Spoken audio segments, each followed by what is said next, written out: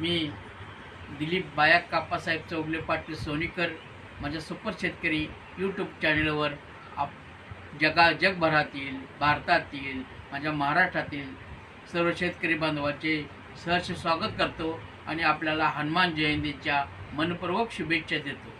आज मी अशासाठी आपल्याला सांगू इच्छितो की आपण द्राक्ष पिकाची लागण कमीत कमी 500 झाडं तरी आपण केली पाहिजे।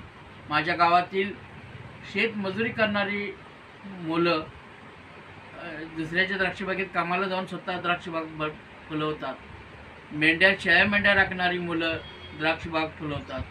त्याच पद्धतीनं माझ्या गावातली MIDC जवळ असणाऱ्या माझ्या कुपवाड मिरज MIDCत कामाला जाऊन द्राक्षबागा फुलवतात। त्याचं अनुकरण पूर्ण जगभरातील भारतातील महाराष्ट्रातील सर्व तरुणाईंनी करावं आणि द्राक्षाशिवाय आपल्याला पर्याय नाही। आपल्याला जर आयुष्यात शेतकऱ्यांना जर मोठं व्हायचं असेल तर फळ पिकं आपल्याला घेणे गरजेचे, खूप गरजेचे आहे। द्राक्ष पिकं लागवड करणे आणि ज्या त्या भागात जी ती फळ पिकं येतात त्याची आपण लागवड करणे हे फार गरजेचं आहे। त्याचबरोबर आज हनुमान जयंती आहे। माझ्या गावात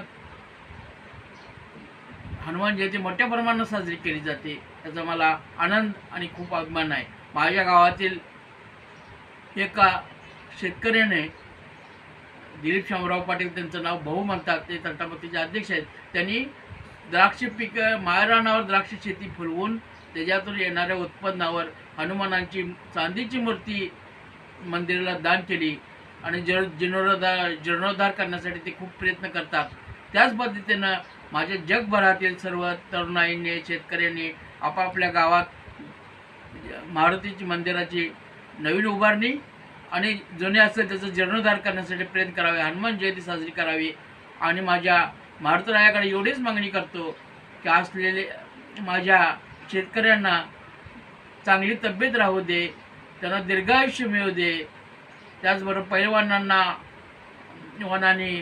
आणि जिम करणाऱ्या मुलांनी, व्यायाम करणाऱ्या मुलांनी आपापल्या गावातील मारुती मंदिराची उभारण्यासाठी, जीर्णोद्धार करण्यासाठी मोठ्या प्रमाणात प्रयत्न करावा आणि माझ्या शेतकऱ्यांना चांगली तब्येत राहू दे, प्रस्थापित यंत्रणेसाठी लढा देण्यासाठी त्यांची तब्येत आरोग्य चांगलं मिळू दे एवढी मी सांगतो।